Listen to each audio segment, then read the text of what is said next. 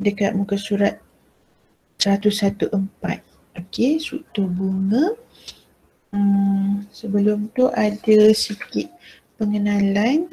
Ni gambar dekat muka surat 113. Okey.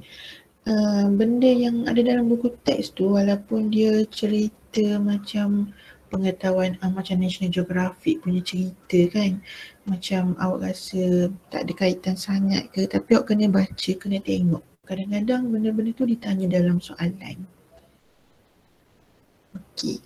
So dekat sini ada satu pokok ni namanya Puya Raimondi.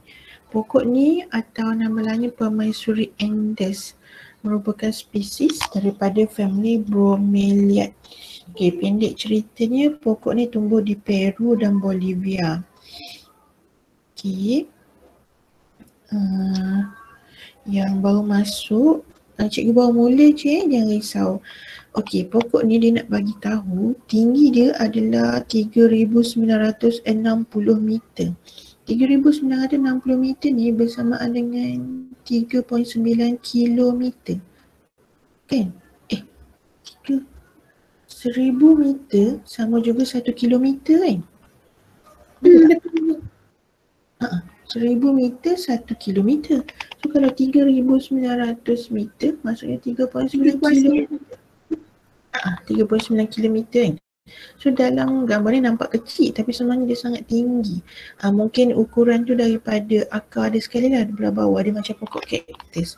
Pokok ni umurnya 80 hingga 150 tahun.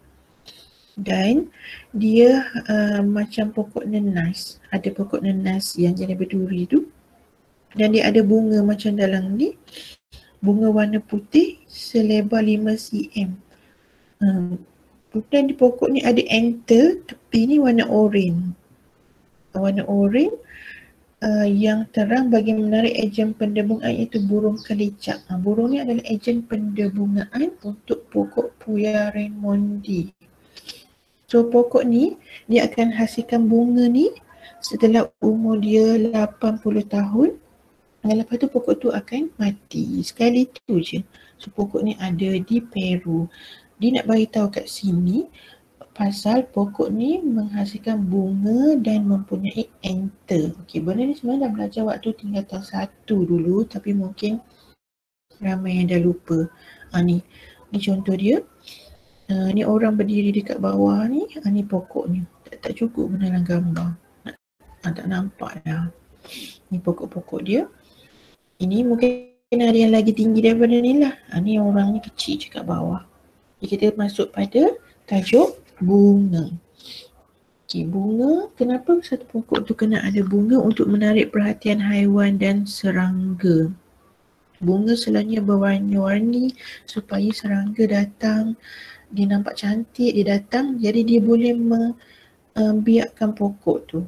Untuk memastikan kemandirian spesies kerana bunga merupakan organ pembiakan seks bagi tumbuhan.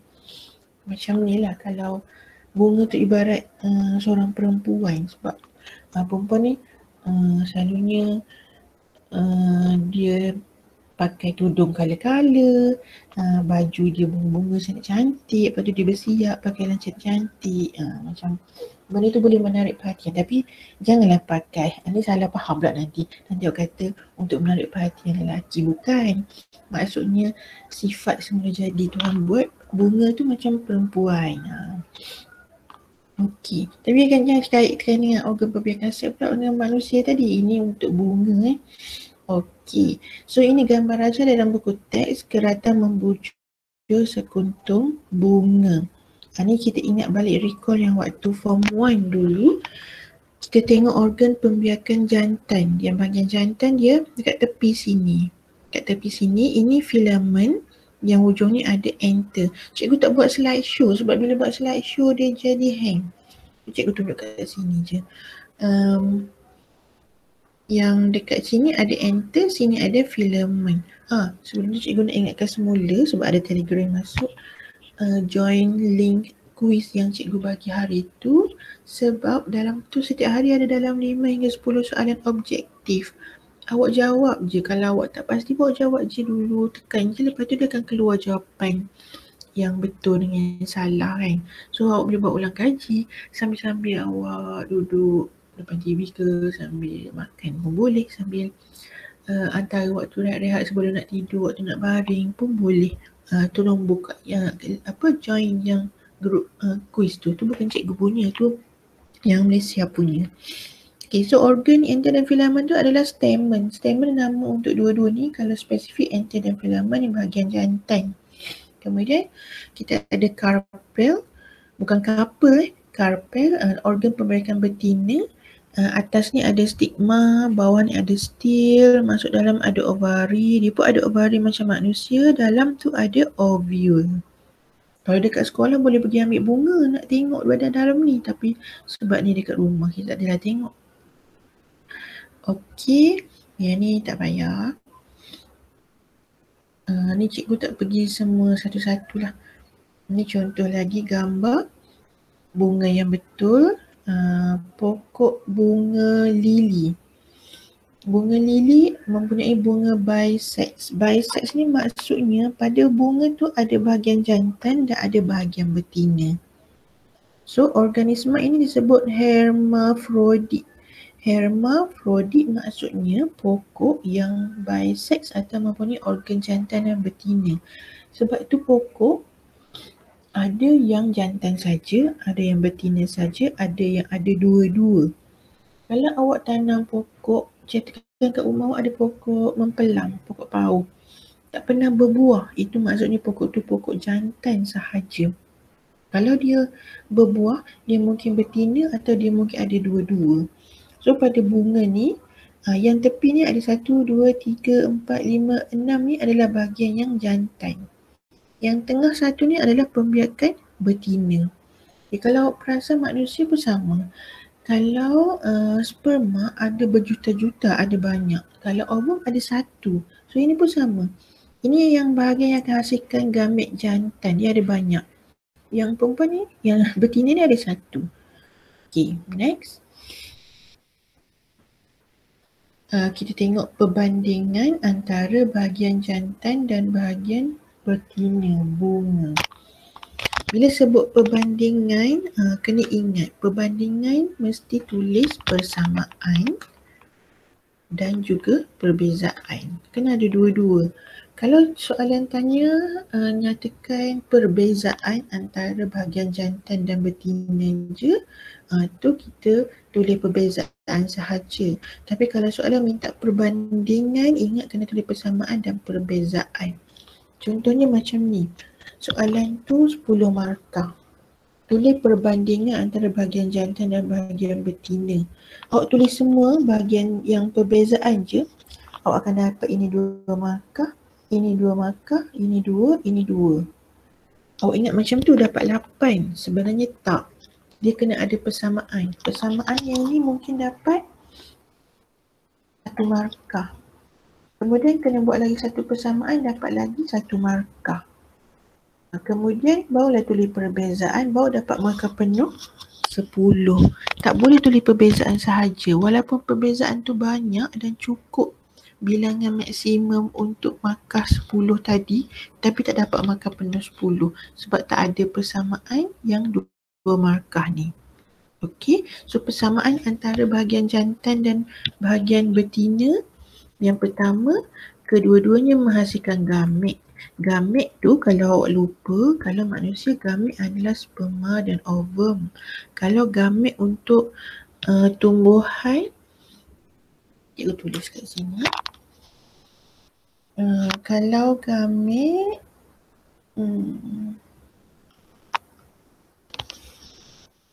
mesti awak lupa.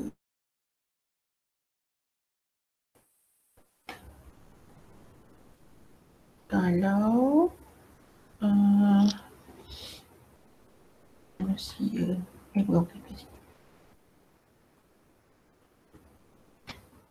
manusia bunga. Kalau gamet jantan untuk manusia adalah sperma.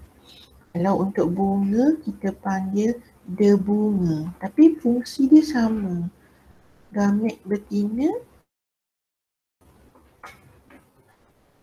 Kalau manusia kita sebut ovum ataupun telur, sel telur. Tapi kalau bunga kita sebut dia ovule. Okay. Organ jantan kalau manusia testis. Kalau bunga yang bahagian jantan tadi tu, besarkan sikit. Kalau yang bunga yang jantan tadi kita sebut dia stamen. Stamen. Kalau organ yang betina, fungsi dia sama, cuma nama dia lain. Kalau manusia, ovari. Kalau pokok pun ovari juga. Kalau yang testis ni kita boleh juga gantikan dia dengan enter. Okay, ada yang baru join. Okay. Okay, kita sambung semula. So ni perbezaan antara nama-nama bagi manusia dan bunga. Gamit jantan, gamit betina, organ jantan dan betina. Okay, sekarang sambung balik. Kedua-duanya terletak pada organ bunga. Okey, maksudnya bahagian jantan dan betina bunga dua-dua letak ada pada bunga. Sebab tu pokok kena berbunga. Dan tak semestinya bunga tu ada pada pokok macam bunga ros, pokok bunga kertas, bukan. Macam pokok durian pun ada bunga. Bunga tu lah nanti akan menghasilkan buah. Ini perbezaan.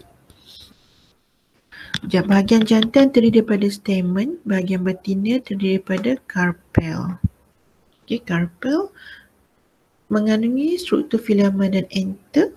Bahagian betina bunga mengandungi stigma, stil dan ovari. Bahagian jantan bunga menghasilkan dia bunga iaitu macam sperma tu lah. Bahagian betina menghasilkan pundi embrio. Okey. Bahagian jantan mengunjur keluar dari dasar ovari. Bahagian betina terletak di bahagian tengah bunga. Okey, cikgu letak bagi tahu balik mengunjur keluar ni maksudnya macam ni, daripada sebelah bawah ni ovari.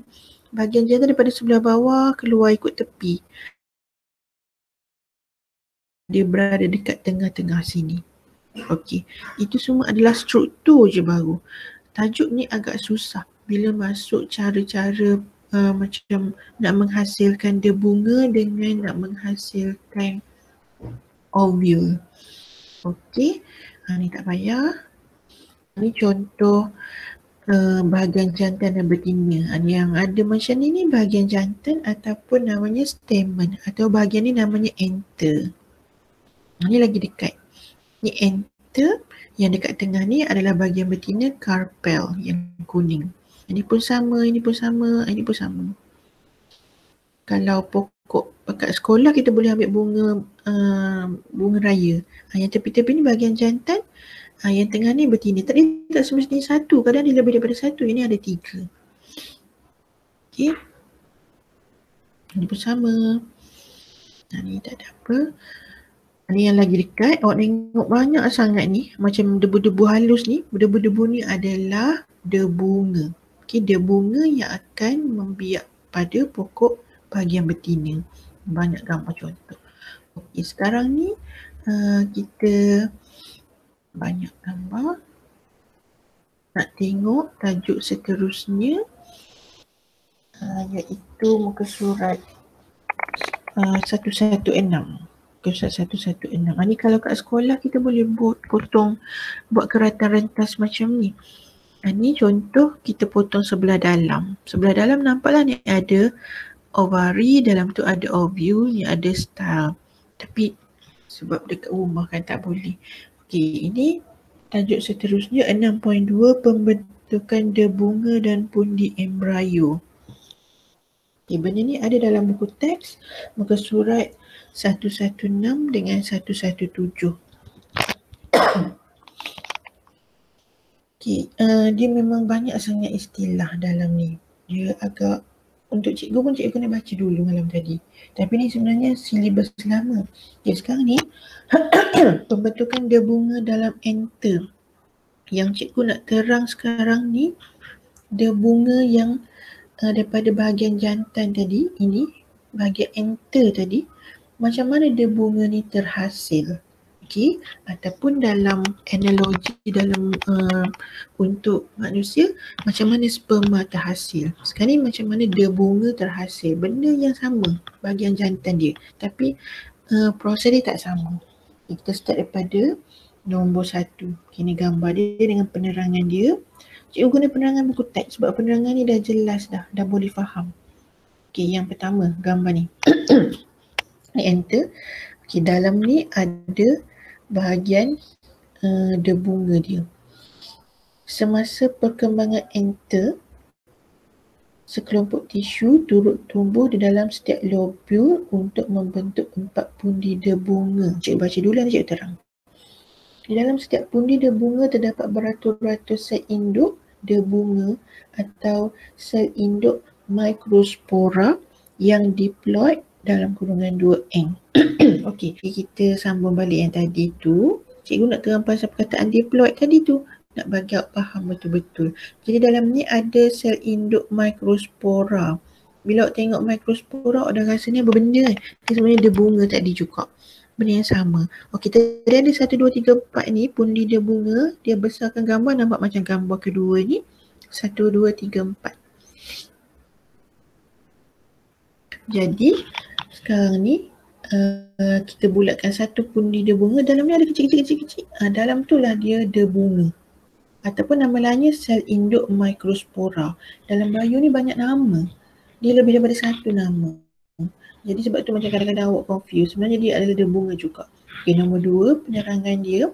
Baca, tengok gambar, tengok penerangan. Sel induk microspora akan membahagi secara meiosis. Okey, ni yang dalam ni akan membahagi lagi. Dia bukan dia tunggu jadi gamet jantan, belum lagi. Meiosis ni proses yang kita belajar waktu tahun lepas. Kita ada 2, satu mitosis, satu lagi meiosis.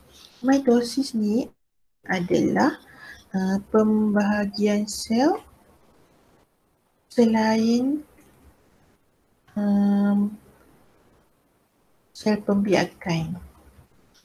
Selain daripada sel pembiakan, contohnya sel pipi, sel kulit, semua-semua ni membahagi secara mitosis. Meiosis ni pembahagian sel juga untuk menghasilkan sel pembiakan, contohnya sperma dan ovum. Kenapa kena ada 2? Kenapa kena ada meiosis untuk hasilkan sperma dengan ovum? Sebab meiosis yang akan hasilkan haploid kromosom. Jadi ataupun 23 kromosom ataupun N.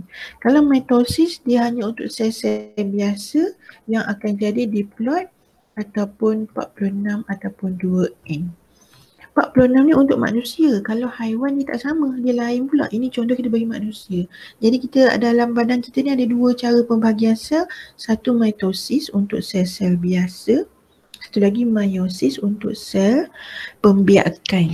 Kenapa kena buat meiosis untuk sel pembiakan? Sebab nak hasilkan 23 kromosom. Kenapa kena jadi 23 kromosom?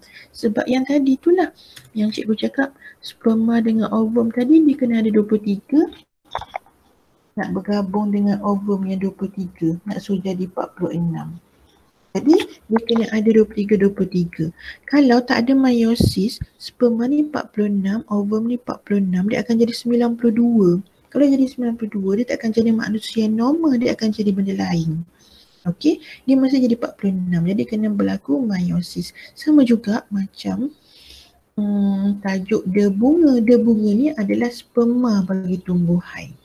Jadi dia kena membahagi secara meiosis supaya dia jadi haploid. Tapi haploid dekat sini tak boleh tulis 23 kromosom sebab 23 untuk manusia.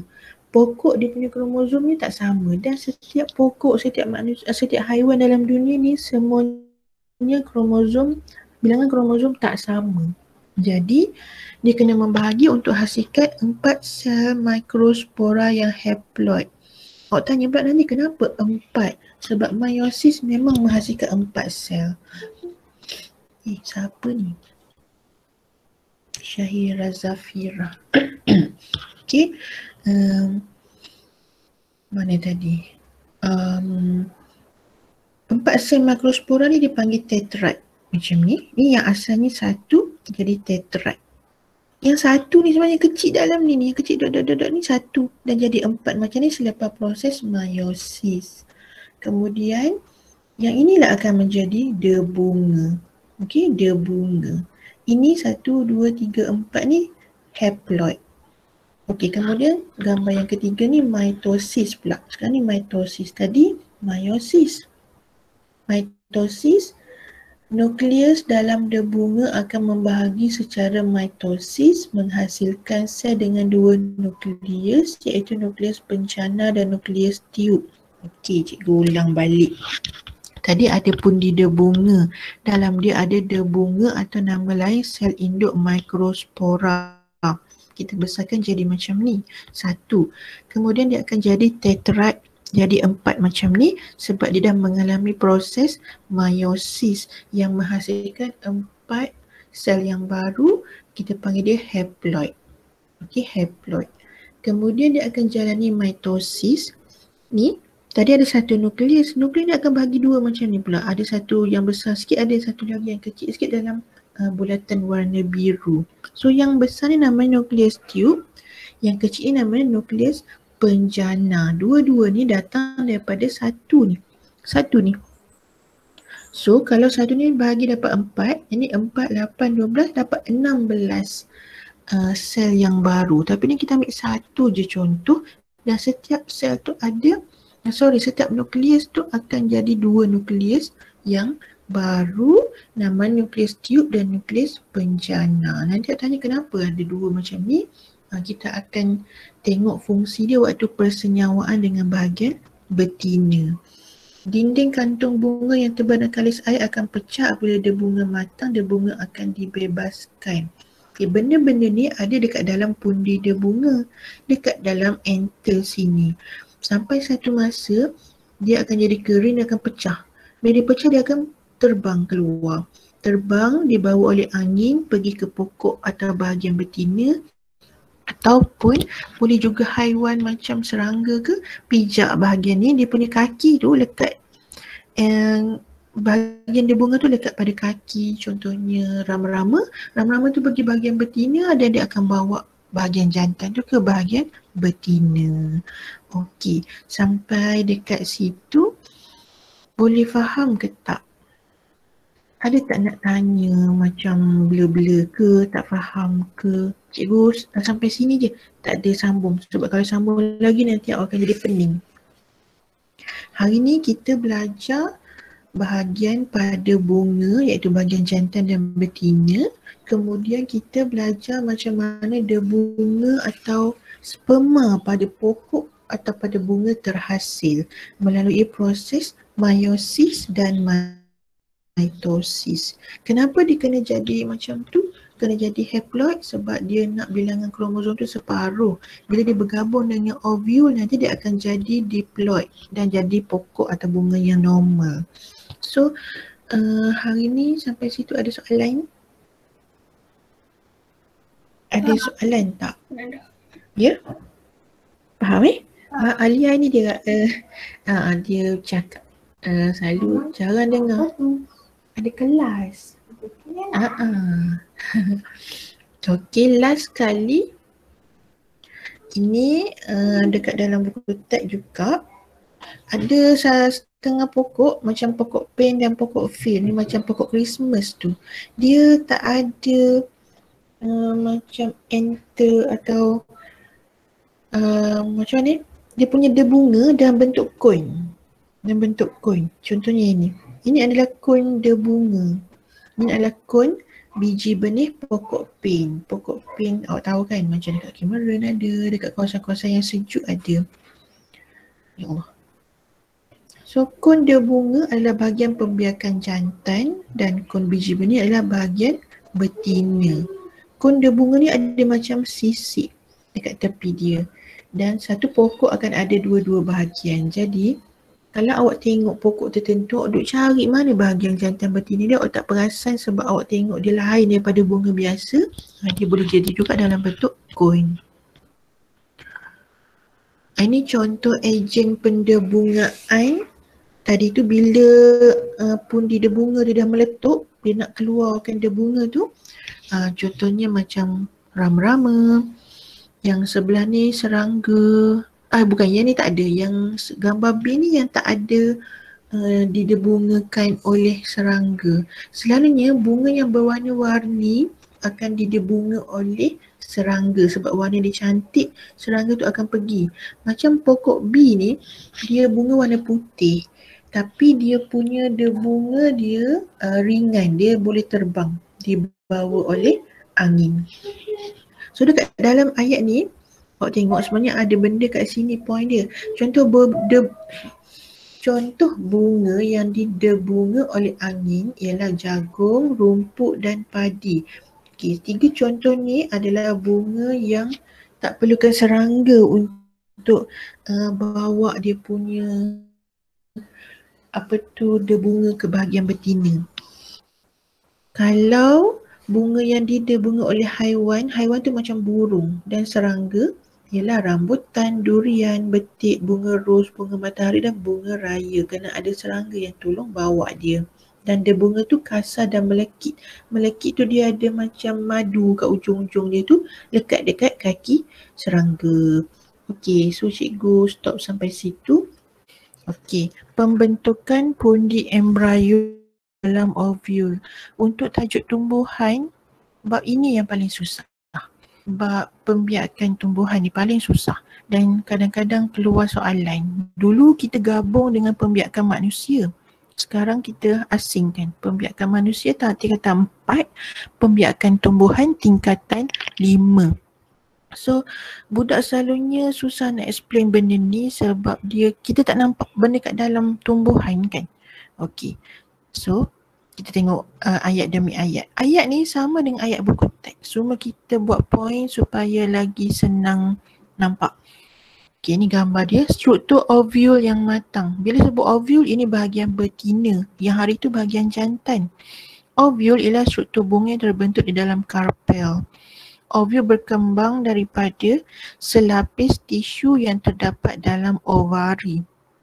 Okey, ini ovari, yang luar ni ovari, ovule dekat dalam. Satu ovari mungkin mengandungi satu atau lebih ovule. Okay, dalam ovari yang dalam gambar ada satu ovule sahaja, tapi mungkin ada lebih. Tengok pada bunga atau jenis pokok. Okay, alia. Kalau ni ada 2 alia kan? Satu A-L-Y-A, satu lagi A-L-I-A. Ovule melekat pada dinding ovari melalui satu tangkai yang disebut funicle. Ni tak apa. Ni funicle. Struktur dia. Tempat pelakatan funicle ke ovari pula dipanggil placenta. Okey, jangan ingat placenta ada pada manusia je. Pada pokok pun ada. Pada bunga pun ada. Jadi, ini ovari. Ayat dia tu nak cerita. Okey, ni ovari. Ini ovule. Dekat tengah-tengah ni ada funicle. Funicle ni yang menyebabkan ovule ni melekat pada ovari. Kemudian funicle pula bersambung dengan placenta. Kalau placenta pada manusia dia bersambung dengan tali pusat. So funicle ni ibarat tali pusat lah kalau pada pokok. Placenta membekalkan nutrien kepada ovule melalui funicle. Kenapa kena ada placenta dekat sini? Sebab dia nak hantar makanan ni daripada bawah bunga ni masuk, makanan masuk melalui funicle dan hantar ke ovule. Jadi ovule dapat nutrien dan boleh membesar. Okey. Next slide. Kalau tak faham dekat ujung nanti awak tanya ataupun nak mencela waktu cikgu ajar pun boleh, tak ada masalah. Next, sekelompok tisu dalam ovari berkembang membentuk sel tonjolan yang disebut nucellus. Nucellus ni bukan nukleus. Nucellus terdiri daripada tisu parenkima. Tisu nucellus berkembang membentuk 2 lapisan yang dipanggil integumen.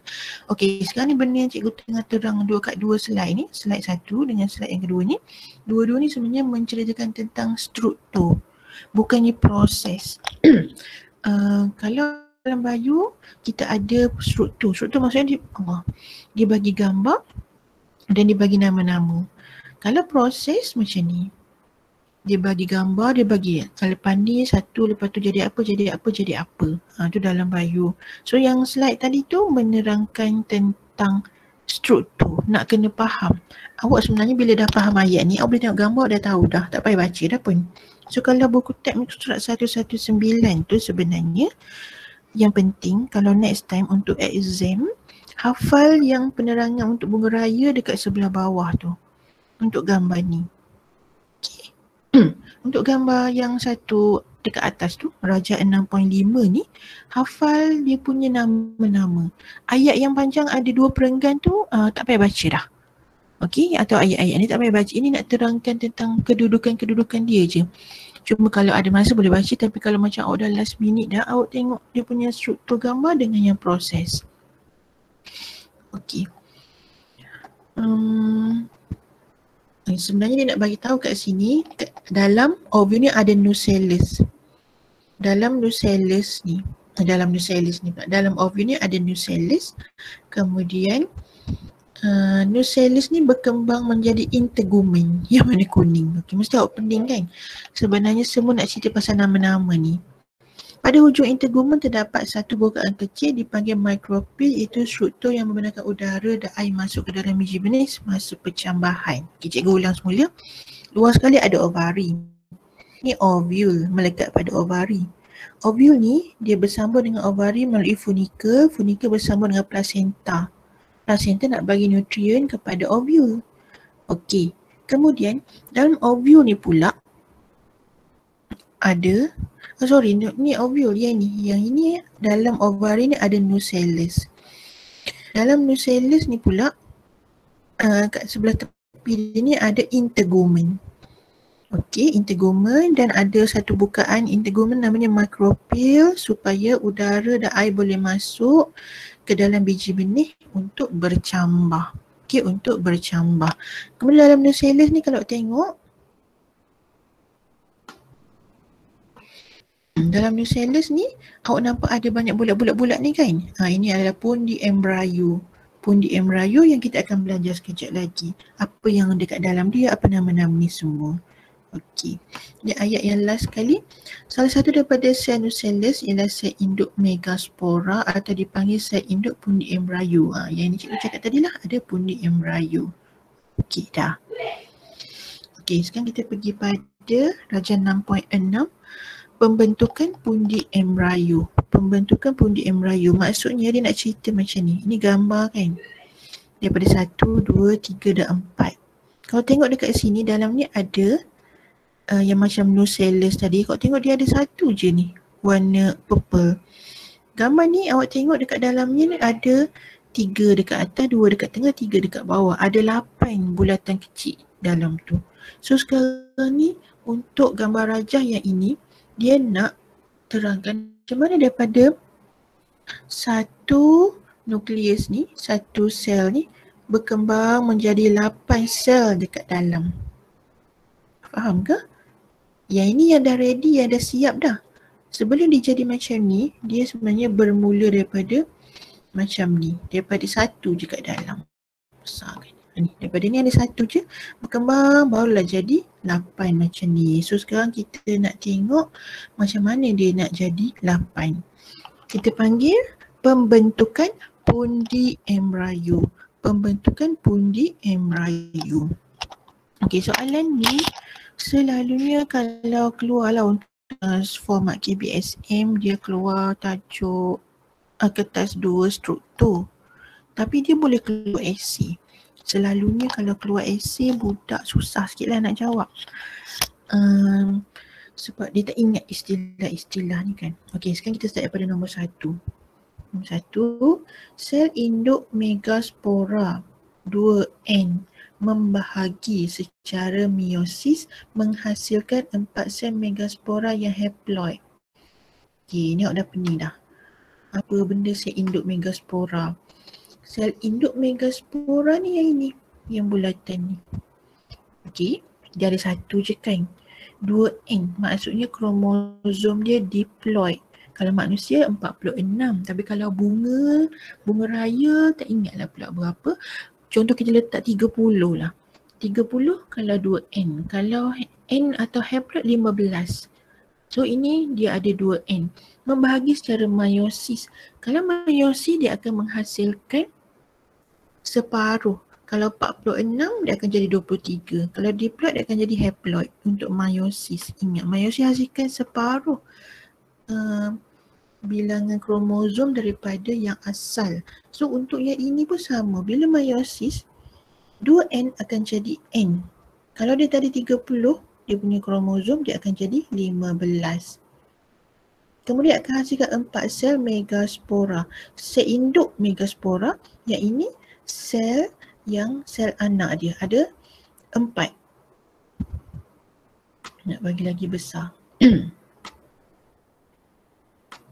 Awak tengok ni 1, 2, 3, 4. Tapi yang bawah ni kecil-kecil lah. Sebab dia baru membahagi dan 3 sel spora yang bawah tu akan merosok. Merosok tu jadi rosak lah. Dia akan kecut. Kecut tinggal 1 je yang besar ni.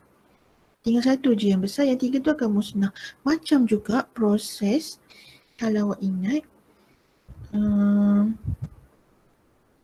tak tahu ingat ke tak. Proses ni belajar waktu tingkatan 4. Sebab rasanya masa tu belajar online. Oogenesis dengan spermatogenesis. Pasti awak tak ingat ataupun awak tak tahu punya apa. Okey, ini proses oogenesis ni, proses penghasilan ovum dalam badan manusia perempuan. Spermatogenesis, proses penghasilan sperma daripada lelaki. Kalau awak ingat balik kenapa cikgu sebut pasal ni, sebab macam oogenesis berlaku meiosis dalam ovari. Dia akan hasilkan 4 ovum, tapi yang tinggal 1 je. Yang 3 akan musnah.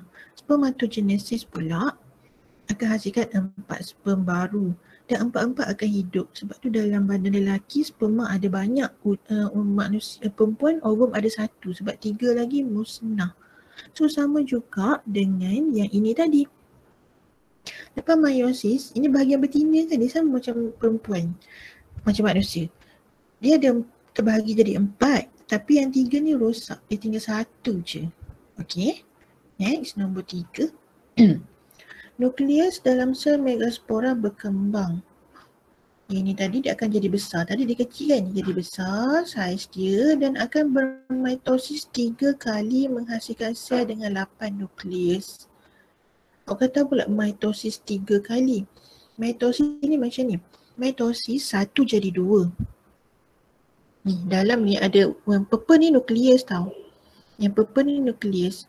Dia mula bahagi, dia jadi 2. Mana lagi nak tulis ni? Kalau cikgu pun tak tahu, awak ingat lagi ke tak sebenarnya tajuk mitosis dengan meiosis. Sebab tu bila cikgu explain balik, cikgu risau tak faham. Mitosis, satu sel membahagi jadi 2. Lepas tu dia akan membahagi lagi 2 jadi 4. Sebab dia bagi 2, bagi 2. 4 tu akan jadi 8. So ini sebenarnya dah 3 kali mitosis. Mitosis pertama jadi 2. Yang 2 ni bagi lagi. Bagi lagi jadi 4, bagi lagi jadi 8. Sama juga proses yang ini tadi. Nukleus yang satu warna purple ni akan bahagi secara 3 kali menjadi 8 nukleus. So tengok sekali Amir dah ada 8 bulatan berwarna ungu ni adalah nukleus. Okay. Kemudian last kali. Cikgu tak bagi latihan lagi tahu. Cikgu akan bagi latihan bila habis bab. Cikgu terangkan dulu semua.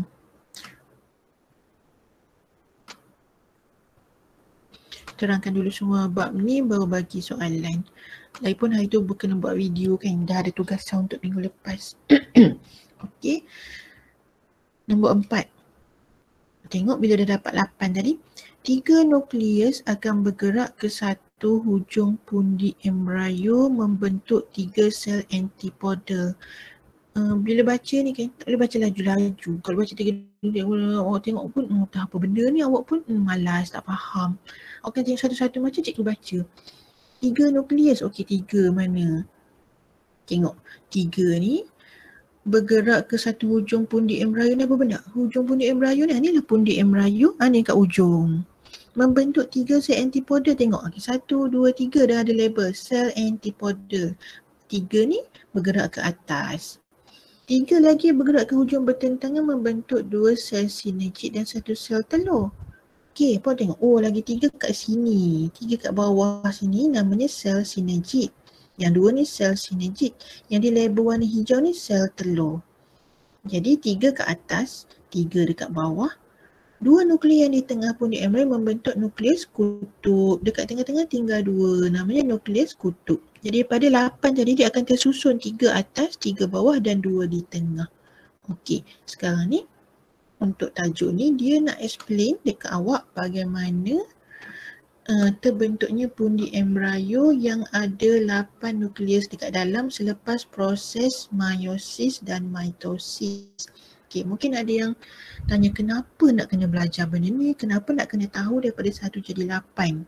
Satu soalan. Kedua soalan mungkin awak tanya, kenapa tak 1 je? Kenapa nak kena jadi 8 nukleus? Apa fungsi dia? Okey, fungsi dia sebab nanti benda ni akan terlibat dengan proses pendebungaan. Akan terlibat dengan proses pendebungaan pada pokok. Maksudnya yang bahagian jantan akan pergi kepada bahagian betina bunga untuk disenyawakan. Jadi bila dia nak disenyawakan, dia kena ada 8 nukleus macam ni. Kenapa? Ada fungsi-fungsi dia iaitu akan pergi pada next subtopik iaitu pendebungaan dan persenyawaan. So bila dah dapat 8 macam ni, dia dah sama dengan gambar tadi. Sebab tu kat sini yang mula-mula cikgu tunjuk tadi 3 atas, 3 bawah dan 2 di tengah. Okey, sampai dekat situ. Ada yang nak tanya soalan boleh tulis dekat chat. Ini contoh gambar. Ini gambar daripada Google, tak dalam buku teks. Kalau tengok ni, mula-mula. Tapi ni abaikan nama ni. Ni cikgu ni dia ambil daripada Google. Ini Megaspora mother cell. Mother cell. Kemudian dia jadi 4 macam ni. Yang 3 ni rosak, tinggal 1. Tapi nukleus dia membahagi. Okay, kalau tengok sini lagi senang. Ini mitosis. Ni 1 nukleus jadi 2. 2 ni jadi 4 macam ni, 4 jadi 8. Kau tengok gambar ni macam bubuk kan, macam apa benda. Tapi ni dalam bunga. Ni pun sama juga. Ni gabungan. Hari tu kita belajar yang atas. Ini untuk bahagian pollen grain. Bahagian jantan. Ini untuk bahagian betina. Nanti dua-dua ni akan bergabung untuk proses persenyawaan. Okey, masa ada lagi 20 minit. Cikgu sambung terus 6.3 sebab kalau tak nanti tak habis. Yang belakang-belakang tak ada banyak dah. Okey, cikgu pergi sikit lagi. Pendebungaan dan persenyawaan. Kalau dalam buku teks muka surat 120. Muka surat 120. Okey.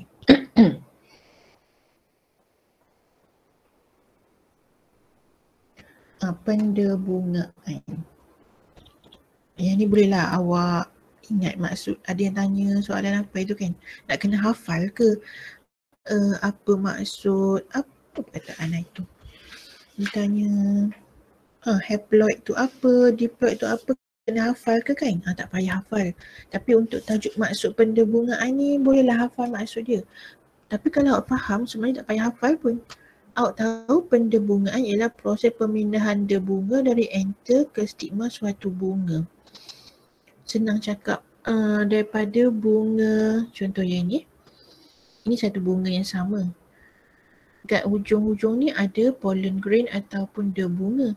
Debunga ni terbang pergi ke dalam bahagian yang betina, itulah pendebungaan. Ataupun kita ada dua bunga. Kat sini ada debunga. Debunga tu bahagian jantan. Cikgu selalu risau budak tak boleh nak ingat sebab kalau sebut sperma dia senang lah, dia tu ingat, tak ada masalah. Bila sebut debunga, dia confuse. Debunga bahagian jantan dia, gamet jantan, dia akan terbang macam ni. Ni kalau dibawa oleh angin lah, terbang dan pergi ke bahagian betina. Ini bahagian betina atau stigma dan dia akan masuk ke dalam. Tapi kalau contoh serangga yang bawa macam rama-rama pergi kat sini, yang dia bunga ni lekat dekat kaki dia. Lepas tu rama-rama tu jalan-jalan sampai kena kat stigma ni ataupun pada stigma bunga lain, dan dia akan bawa dia bunga tu juga pada bahagian betina. Cikgu ingatkan lagi sekali, pendebungaan boleh berlaku pada bunga yang sama kalau bunga tu ada bahagian jantan betina sekali. Dan dia juga boleh pergi pada bunga yang berbeza. Benda ni berlaku secara rawak. Okay, berlaku secara rawak. Boleh pada bunga yang sama atau boleh pergi pada bunga yang lain tetapi pokok bunga yang sama jenis. Kalau bunga raya dengan bunga raya lah. Contohnya rama-rama hinggap dekat bunga raya. Lepas tu hinggap dekat bunga ros. Walaupun dekat kaki dia tu ada bunga jantan, bila dia pergi kat pokok ros, dia tak boleh masuk ke dalam bahagian betina sebab dia spesies yang berbeza. Okey. Tak tahu boleh faham tak? Cikgu cakap laju sangat ke? Harap faham lah Okey, tu maksud pendebungaan. Ni ejen-ejen dia, serangga, mamalia, burung, air, angin. Mamalia ni boleh jadi manusia. Kadang-kadang manusia sendiri yang pindahkan dia bila kita pegang atau kita sengaja buat proses pendebungaan. Ni tak payah. Ni contoh je lah. Bila serangga tu hinggap. Dia isap madu sebenarnya. Tapi kaki dia, ni pollen grain ni ataupun dia bunga kena kat kaki dia. Lepas tu dia hinggap pada bahagian stigma yang tengah, maka dia dah berjangkit atau berlaku pendebungaan. Ini pun sama lah. Banyak gambar je ni. Kalau tengok kaki dia ni kan, kat ujung kaki dia ni macam ada bulu-bulu ni kan, yang dia punya apa nama tu, dia bunga tu lekat dekat kaki dia. So dia akan pindahkan lah. Nak tengok badan dia ni dah penuh dengan warna kuning-kuning kan. Sebenarnya kuning-kuning ni adalah dia bunga daripada bunga yang dihinggap. Kita tak nampak sebab dia kecil. Sebenarnya binatang atau serangga-serangga ni membantu proses pendebungaan. Okey dah, banyak gambar. Kelawar pun boleh jadi juga ejen pendebungaan. Ni contoh kelawar. Tengok. Awak tengok kan, kelawar ni kan comel je. Penuh dah badan bulu-bulu dia ni dengan dia bunga warna kuning. Dia bunga tu daripada bunga yang dia bukan hinggap, yang dia datang untuk mungkin nak makan buah ke apa benda macam tu, tapi dah kena kat badan dia, dia pergi kat bunga lain, maka dia akan dipindahkan. Itulah pendebungaan. Dia pendebungaan. Tu. Okey. Sekarang ni kita nak tengok satu persatu pendebungaan dan persenyawaan. Dalam teks tu gambar muka surat 121. Dia ada step 1 sampai 6. Dekat dalam PowerPoint ni kita buat satu-satu. Jadi kita nampak lagi besarlah gambar dia. Okey, kita tengok yang pertama. Okey, ni yang kalau bab ini yang tajuk paling susah. First, penghasilan dia bunga yang bahagian jantan. Yang tadi tu penghasilan pundi embryo bahagian betina. Dua-dua tu dah susah dah, tapi ini pun susah juga. Dan banyak nama yang kena ingat. Okey, kita tengok gambar ni. Ini bahagian jantan yang enter kan. Ujung ni ada bunga. Kita anggaplah bunga ni dibawa oleh angin. So ini bahagian stigma yang betina. Kemudian terus pergi pada ini ovary. Dalam tu ada ovule. Dalam ovule tadi ada 8 nukleus yang membahagi secara meiosis dan mitosis yang kita belajar tadi. Okey, sekarang ni bunga ni diterbangkan oleh angin dan hinggap pada stigma. Stigma ni dia bukan macam manusia.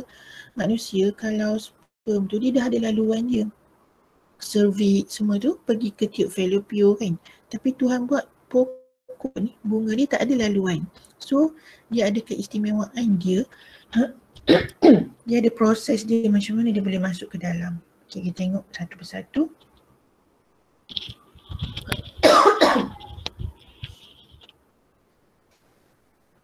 Yang bulat oranye ni, ini adalah bunga yang dah matang, yang kuning ni, dibesarkan gambar macam ni. Dalam bunga ni ada nukleus penjana dan nukleus tube.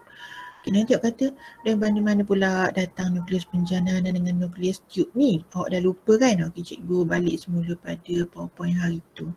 Nota yang hari tu. Sebab mungkin lupa atau mungkin confused pasal nukleus penjana dengan nukleus tiup. Ini kelas minggu lepas. Ini pembentukan debunga ni. Pembentukan debunga yang ada pundi debunga. Ini bahagian jantan tau.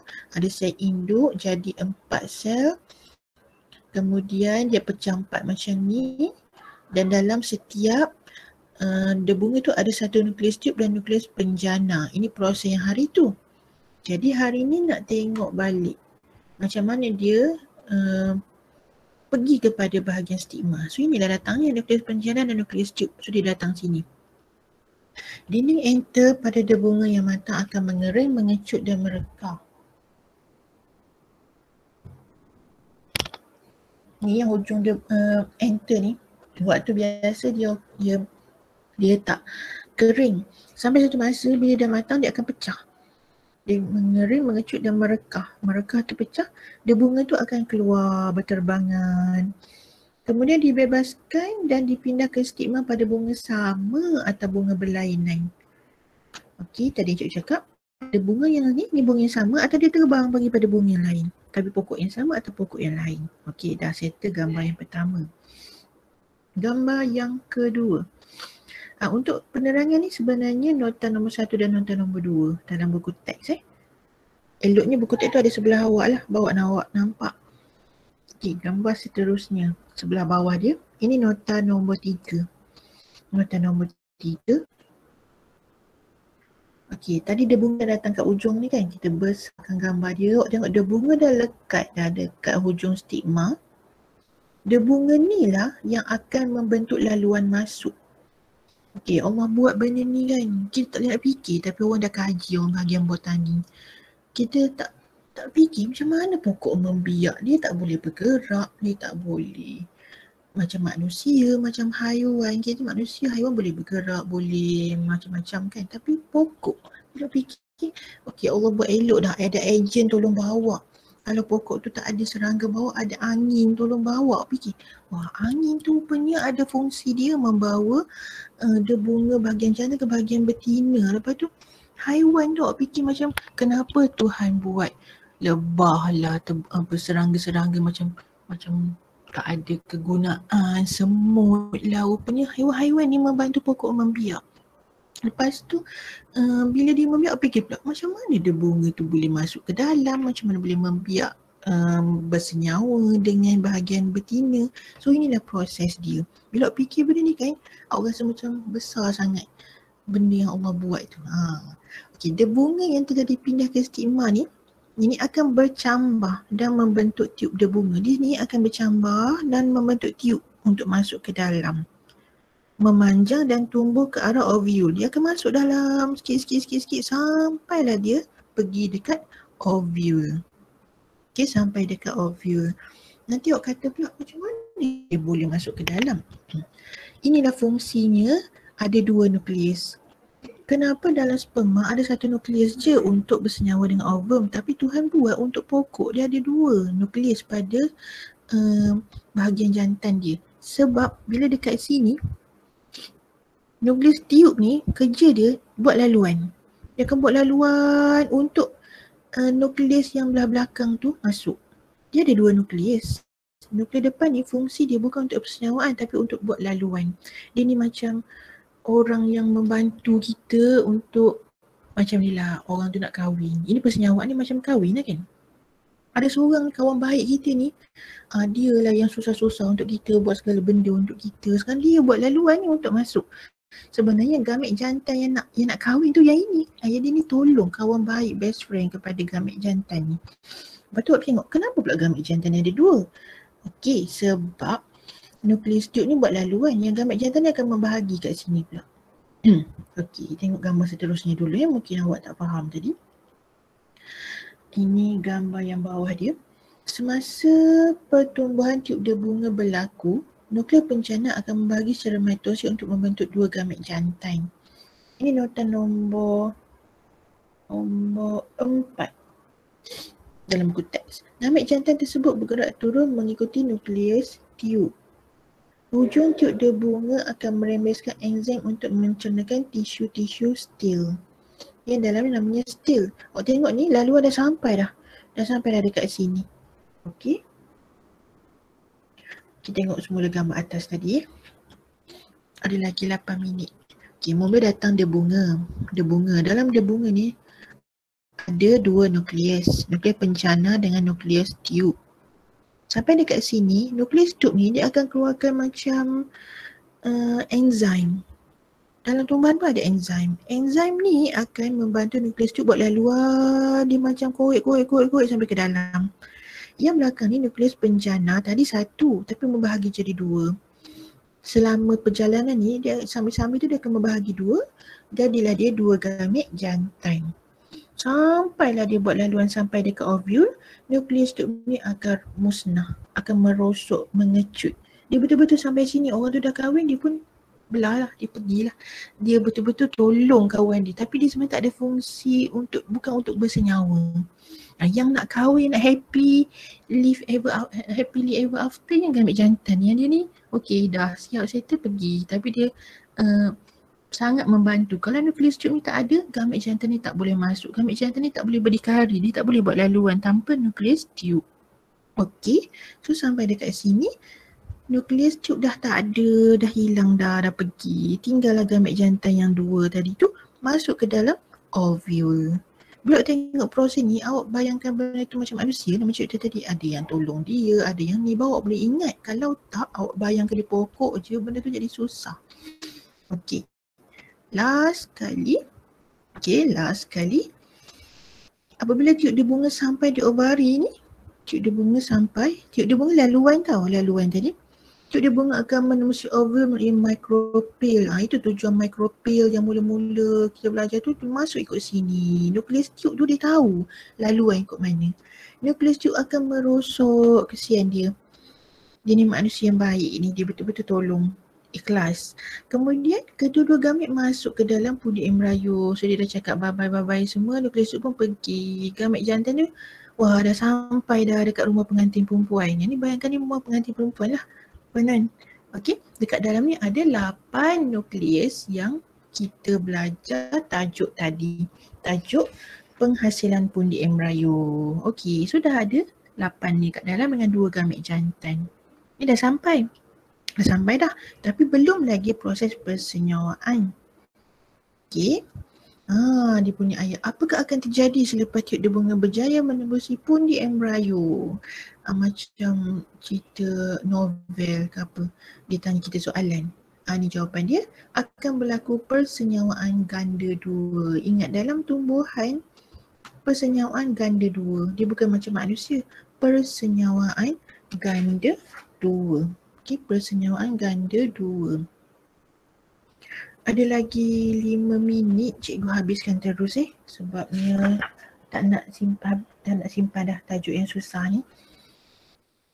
Tadi dah sampai kat rumah pengantin perempuan tu kan, tapi baru sampai kat pintu je. Okey, next. Ini last. Persenyawaan ganda dua dekat muka surat 1, 2, 3. Sorry lah kalau cikgu agak laju sebab cikgu nak habiskan hari ni untuk tajuk ni.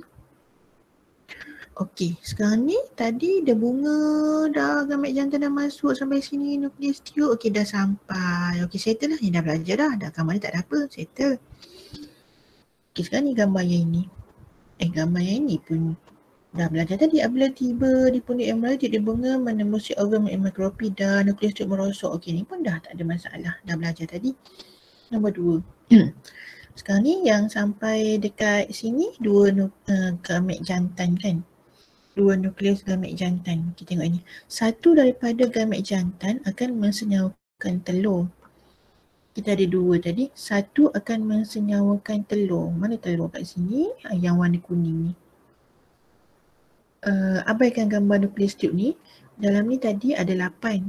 So, satu nukleus gamet jantan ada 2 kan. Dia akan mensenyawakan telur. Ini. So tengok dalam gambar ni, dalam yang warna oranye ni telur. Dah ada nukleus gamet jantan. Kena besarkan. Ini yang asal. Warna oranye ni telur. Gamet jantan akan bersenyawa dengan telur yang oren ni, maka awak tengok dalam telur ni dah ada satu nukleus warna hitam daripada gamet jantan dan nukleus warna oren daripada sel telur tersebut. Okey, satu proses dah settle. Menghasilkan zygote, diploid. Zygote tu anak lah. Dia dah kahwin dah. So dia akan dapat anak. Anak tu diploid. Kenapa diploid? Sebab jantan dan betina tu dah bergabung jadi diploid balik. 2N. Okay, settle satu. Ini persenyawaan pertama. Persenyawaan pertama. Kita kan ada 2 gamet jantan. So yang satu lagi tu pula. Ni seolah-olah macam ada 2 pengantin. Dia ada 2 pengantin kahwin serentak. Okay, yang pengantin kedua pula. Gamet jantan kedua bercantum dengan 2 nukleus kutub. 2 nukleus kutub ni kat mana? Okay, yang tengah-tengah ni. Ada 2 warna pink tu kan? 2 warna pink tu. Tapi specialnya gamet jantan kedua atau pengantin lelaki yang kedua ni kahwin dengan 2 isteri kat sini. Awak bayangkan macam tu. Saya telur tadi seorang je kan? Pengantin perempuan kahwin dengan satu pengantin lelaki. Pengantin lelaki yang kedua ni kahwin dengan 2 sekali nukleus tube serentak. So awak bayangkan dia macam kahwin tapi dia ada dapat 2 isteri terus. Jadi pengantin perempuan ada 3 lah. Cikgu bukan cakap benda yang ngarut kan, cikgu nak bagi bayangan supaya awak senang ingat. Okay. So ini persenyawaan yang kedua. Sebab itu kita panggil persenyawaan ganda 2 dalam tumbuhan. Kenapa persenyawaan ganda 2 dalam tumbuhan? Sebab ada 2 gamet yang bersenyawa, satu dengan nukleus sel telur, lagi satu dengan nukleus kutub yang dekat sini. So dia akan jadi macam ni. Ini yang pertama tadi, gamet jantan dengan sel telur. Ini gamet jantan kedua dengan 2 orang isteri dia. Ada 2 nukleus kat dalam. Comel je ni. Tengok. Ini satu suami ni isteri. Ini suami ada 2 isteri, untung dia. Kahwin serentak. Membentuk nukleus endosperma yang triploid. Kita panggil ni triploid. Kenapa tri pula? Tadi cikgu kata ada haploid, diploid, triploid. Haploid maksudnya kromosom separuh. Diploid kromosom yang full. Tri maksudnya yang triploid. Ganda ada 3. Ada 3 nukleus dekat dalam.